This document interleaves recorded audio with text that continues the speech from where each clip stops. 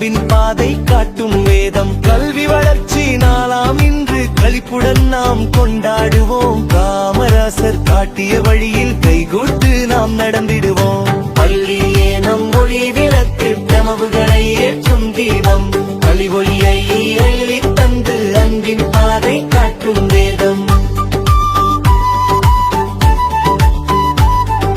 பள்ளி மணி ஒலிக்குதம்மா, பாசம் நிறைந்த ஆலயம் அம்மா.